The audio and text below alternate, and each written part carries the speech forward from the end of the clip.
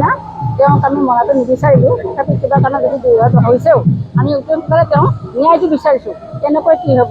আৰু এই জেগাত আহি যাতে কোনো ল'ৰাই হওক বা ছোৱালী হওক মদ ভাং খাই যদি উদ্ভণ্ডালি নকৰে, অমৰ হওক জুবিন গাৰ্গ, স্বৰ্গবাসী হওক, মানে য'তে থাকক শান্তিয়ে থাকক, আমাকো শান্তিয়ে থাকক। এতিয়া আমাক ন্যায় লাগে, অতি সোনকালে ন্যায় লাগে। মদ ভাং যিবিলাকে মদ ভাং খাই উৎপাত কৰে তেওঁলোকক মানে ব্যৱস্থা লোৱা হ'ল। সেইটো যাতে হ'ব নালাগে, একদমেই হ'ব নালাগে। মই কৈছোঁ এতিয়া সমাধি ক্ষেত্ৰত একাংশই মদ ভাং খাই উদ্ভণ্ডালি কৰে, কি ক'ব? এখন তীৰ্থস্থান বুলি ভাবিব লাগিব। যিহেতু আমাৰ ডিমৰীয়া অঞ্চলত আমাৰ হাতীখিলা গাঁৱত জুবিন গাৰ্গক ইয়াত থৈ দিছে। চবেই অসমবাসী ৰাইজক, ভাৰতবাসী ৰাইজক অনুৰোধ কৰিছোঁ যাতে প্ৰশাসনেও ইয়াত তাগৰা দি আছে। তথাপি এচাম যুৱক ল'ৰাই উদ্ভণ্ডালি কৰে মদ খায়। সেই মদ খোৱা যাতে এৰক। আমি তীৰ্থস্থানত সদায় জ্ঞান কৰি আছোঁ, নাম ধৰি আছোঁ। আমি ঘৰতে যদিও আহিব নোৱাৰিছিলোঁ, আজি আহিছোঁ। আজি 25টা দিন হ'ল। জুবিন দাক পাহৰিব নোৱাৰোঁ। দাদা মানে আমাৰ পুত্ৰ হিচাপ, পুত্ৰ হ'লেও আমি তেওঁক দাদা বুলি সম্বন্ধ কৰিছোঁ। অসম চৰকাৰে যি ধৰণৰ আমাক ন্যায় দিব লাগে দিছে, কৰিছে। যাতে ডিমৰীয়া আঞ্চলিকৰ ভিতৰত বা অসমৰ যি বিভিন্ন ঠাইৰ পৰা যিবিলাক মদ খাই উদ্ভণ্ডালি কৰে, ইয়াত কিন্তু নচলিব। এইখন থান হিচাপে গ্ৰহণ কৰিব লাগিব। জুবিনে য'তে আছে ত'তে অনুগ্ৰহ কৰি ভাৰতবাসীয়ে চবেই ক্ষমা কৰি তাক তীৰ্থস্থান হিচাপে ৰাখিব লাগিব। এয়ে মই বিশেষ অনুৰোধ। মই সমাধিস্থলীত আজি আমি দিহানাম গাবলৈ আহিছিলোঁ।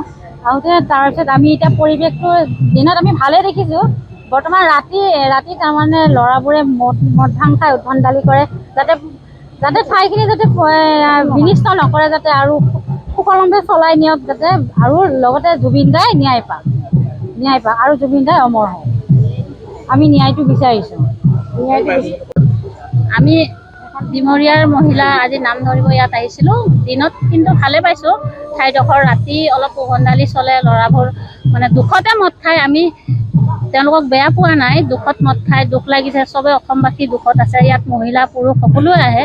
গতিকে ঠাইডোখৰ অকণমান ভাল হৈ থকাটো, পৰিৱেশটো ভাল হৈ থাকক। কাৰণ আমি মদ খালে আমাৰ শাৰীৰিক আৰু মানসিকভাৱে আমি ঠিক নাথাকোঁ। গতিকে কেতিয়া কি হয় আমি গম নাপাওঁ। আমি শাৰীৰিক আৰু মানসিকভাৱে সবল থাকিলে আমি জুবিনদাৰ ন্যায়টো পাম বিচাৰি ভালকৈ।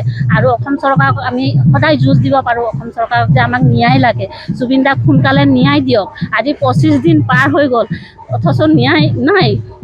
ইমান সময় নালাগে। জুবিনদাৰ নিচিনা এজন ব্যক্তিক ন্যায় দিবলৈ কাৰণে ইমান সময় নালাগে। গতিকে মুখ্যমন্ত্ৰীক অনুৰোধ কৰিছোঁ, তেওঁ যাতে সোনকালে আমাক ন্যায় দিয়ে আৰু ইমান কষ্ট পাই থকা জনতাই যাতে শান্তিকৈ টোপনি মাৰে। আমি যদিও ঘৰত থাকোঁ, আমি দৌৰিব নোৱাৰোঁ, তথাপি ঘৰৰ পৰা প্ৰাৰ্থনা কৰোঁ যে সোনকালে ন্যায় দিয়ক। গতিকে ন্যায় দিয়ে। আজি নাম ধৰিবলৈ ইয়াত আহিছোঁ। কালিলৈকে যদি ন্যায় নাপাওঁ আমি ৰাজপথলৈ আহিম, সকলো মহিলা ওলাই আহিব। আপোনালোকৰ হ'ব, মই ইমানে ক'ম, বিশেষ নকওঁ। গতিকে অনুৰোধ কৰিছোঁ, আদেশ দিয়া নাই আপোনালোকে মদ নাখাব বুলি, আমি আদেশ দিয়া নাই। ভৰিত পৰি অনুৰোধ কৰিছোঁ, আপোনালোকে সুস্থ থাকক শাৰীৰিকভাৱে, মানসিকভাৱে। আমি যুঁজটো যুঁজিব লাগিব। আমি মানসিকভাৱে সুস্থ থাকিব লাগিব। আমি মানসিকভাৱে যদি দুৰ্বল হৈ যাওঁ, আমি যুঁজ দিব নোৱাৰোঁ ন্যায়ৰ ক্ষেত্ৰত। গতিকে আমি মানসিকভাৱে সুস্থ থাকিব লাগিব। তাৰ কাৰণে আমি অলপ দিন মদ ভাং নোখোৱাকৈ যুঁজ কৰোঁ। আমি ন্যায় কিয় নাপাম? পাবই লাগিব। আমি অসম চৰকাৰৰ লগত যুঁজ দি গৈ থাকিম। আমাক ন্যায় লাগে। সমাধি ক্ষেত্ৰত একাংশ লোকে মদ খাই উদ্ভণ্ডালি কৰে সদায় নিশা, কি ক'ব? আমি আমাৰ যিসকল ৰাইজ, জুবিনৰ যিসকল অনুৰাগী ৰাইজ ইয়ালৈ আহে, তেওঁলোকে সদায় তেওঁলোকক শ্ৰদ্ধা জনাবলৈ আহে। আমি ডিমৰীয়াবাসী ৰাইজে, আমি স্থানীয় ৰাইজে আমি তেওঁলোকক আন্তৰিক ধন্যবাদ জনাইছোঁ। তেওঁলোক আহিছে, অনুৰাগী হিচাপে আহিব পাৰে। কিন্তু অনুৰাগী নামত তেওঁলোক আহি ৰাতি যেতিয়া তেওঁলোকে সুৰাপান খাই আহি ইয়াত পৰিৱেশটো বিনষ্ট কৰে, তেতিয়া আমাৰ বৰ দুখ লাগে। কাৰণ এই অনুষ্ঠানটো এই অঞ্চলৰ বদনাম হয় আৰু এই অনুষ্ঠানটো আমাৰ এটা মন্দিৰলৈ ৰূপান্তৰ হ'বলৈ গৈ আছে। বহুত দূৰৰ পৰা আজি ভক্তৰ নিচিনাই মানুহবিলাকে আহিছে, তেওঁলোককো অশান্তি কৰাটো আমি খুব দুখ পাইছোঁ।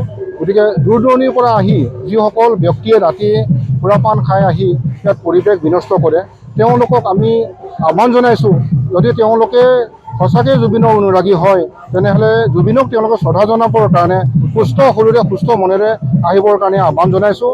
এই ধৰণৰ তেওঁলোকে সুৰাপান খাই আহি ইয়াতে দম দাদাগিৰি দেখুৱালে আমি অঞ্চলৰ মানুহে বা ইয়াৰ যিখিনি প্ৰশাসন আমাৰ ব্যৱস্থা আছে আমি মনত বহুত দুখ পাওঁ, কষ্ট পাওঁ। গতিকে তেওঁলোকক সকলোকে আহ্বান জনাইছোঁ, তেওঁলোক যদি আহে সঁচা অন্তৰে লৈ পেলাই আহক, সঁচা অন্তৰে ইয়াতে কামখিনি কৰক, যাতে ইয়াত পৰিস্থিতিটো ইয়াতকৈ যাতে বেয়া ফালে নাযায় তাৰ কাৰণে আমি সকলোকে আহ্বান জনাইছোঁ।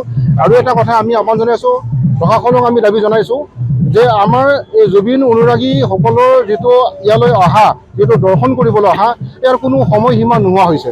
গতিকে কেতিয়াবা কোনোবা 3টা বজাতো আহি পায়, 4টা বজাতো ৰাতিপুৱা আহে তেওঁলোকে, আহি ৰাতি তেওঁলোকে জুবিন দা বুলি চিঞৰে ইয়াতে, আৰু মাইক বজাবলৈ তেওঁলোকে দাবী জনায়, আৰু তেওঁলোকে মায়াবিনী গান বজাবলৈ দাবী জনায়। ইয়াত প্ৰশাসনো কেতিয়াবা নিৰুপায় হৈ যায়। তো এই ধৰণৰ হ'লে নিশ্চয় আমাৰ আকৌ অপ্ৰীতিকৰ ঘটনা বা অৰাজকতা নিশ্চয় হ'ব পোৱা সুবিধা আছে। চ' সেইকাৰণে আমি প্ৰশাসনক দাবী জনাইছোঁ যে এটা নিৰ্দিষ্ট এটা সময় ধৰি দিলে আমাৰ কাৰণে ভাল হয়, আৰু ইয়াত যিসকল মানুহ আহে, যিসকল অনুৰাগী আহে, তেওঁলোকক আমিও ভালদৰে শুশ্ৰূষা কৰিবৰ কাৰণে আমিও সুবিধাখিনি পাম। চ' সেইকাৰণে আমি ৰাইজক চৰকাৰক দাবী জনাইছোঁ যে তেওঁলোকে এটা নিৰ্দিষ্ট সময় বান্ধি দিলে আমাৰ কাৰণে বৰ সুবিধা হয়। আৰু চৰকাৰক ইতিমধ্যে আমি জনাইছোঁ, চৰকাৰে ইয়াৰ আলোচনা কৰি পেলাই এটা ব্যৱস্থা ল'ম বুলি পেলাই আমাক জনাইছে। চৰকাৰক এই কামখিনি তৎক্ষণাত কৰিবৰ কাৰণে আমি আহ্বান জনাইছোঁ। আন এটা কথা হৈছে যে আমি ইয়াত যিমানবোৰ যেতিয়া ৰাতি হয়, ৰাতি হোৱাৰ লগে লগে বহু গাড়ী ইয়াত স্তব্ধ হৈ যায়, যাৰ কাৰণে বহুত ইয়াত হাইৱেদি যে পাৰ হ'ব লগা মানুহ, বহুত বেমাৰীও আহে। এই ৰাস্তাত যাওঁতে, গুৱাহাটীলৈ যাওঁতে 1 ঘণ্টা যদি লাগে, আজি প্ৰায় 1.5 ঘণ্টা 2 ঘণ্টা লাগি যায়। চ' এই কথাটো আমি অলপমান লক্ষ্য কৰিছোঁ। চ' আমাৰ বেমাৰীবিলাক যিহক গুৱাহাটীলৈ যাব লগা থাকে, ইহঁতৰ বহুত কষ্ট পাইছে, আৰু ইহঁতে আমাক কমপ্লেইন কৰে যে এই ধৰণে যদি তাত পাৰ্কিং ব্যৱস্থাটো বা সঠিক ধৰণে যদি তাত যিটো ট্ৰেফিক যিটো ব্যৱস্থা যদি এইটো সঠিক কৰি নিদিয়ে, তেনেহ'লে ভৱিষ্যতে আৰু বেলেগ ধৰণৰ অৰাজকতা হ'ব, বা ইয়াত বহুত দুৰ্ঘটনা হোৱাটো চান্স আছে, আৰু সৰু সুৰা দুৰ্ঘটনাটো হৈছে ইতিমধ্যে। গতিকে আমি চৰকাৰক চোকা দৃষ্টি ৰাখিবৰ কাৰণে আমাৰ ফালৰ পৰা আমি স্থানীয় ৰাইজ হিচাপে আমি সকলোকে আহ্বান জনাইছোঁ। যিকোনো খবৰৰ বাবে যোগাযোগ কৰক 7099017330 লগতে 7099017110 নম্বৰত।